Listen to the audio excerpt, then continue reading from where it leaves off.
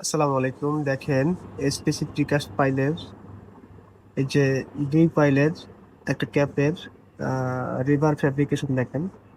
এইখানে কিন্তু দেয়া আছে আপনার হলো 20 মিলি 4 ইঞ্চি পর পর সেটার মেইন রড। আপনারা সবাই জানেন বেজের ক্ষেত্রে লম্বা লম্বি বা লং ডিরেকশনে যেটা হয় সেটা হচ্ছে মেইন রড। আমাদের এইখানে মেইন রড হচ্ছে 20 মিলি 4 ইঞ্চি পর পর সেন্টার টু সেন্টার। আর আমাদের এখানে বাইন্ডার ইউজ করা হয়েছে 16 মিলি 6 ইঞ্চি পর পর। এরপরে উপরে কিন্তু দেয়া আছে, এটা কিন্তু 12 mm 6 ইঞ্চি পর পরে। এটা হচ্ছে আপনার বাইন্ডার হিসাবে ব্যবহার হবে।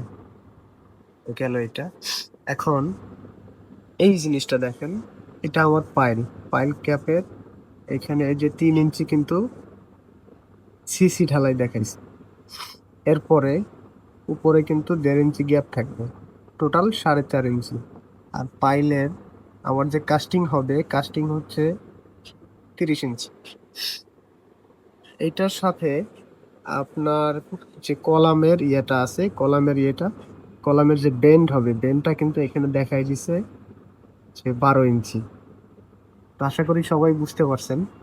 আসলে এইভাবেই একটা কাজের এইভাবেই শিডিউল, এইভাবেই ড্রয়িং দেয়া থাকে। অনেকে বুঝি, অনেকে বুঝি না। ধন্যবাদ সবাইকে।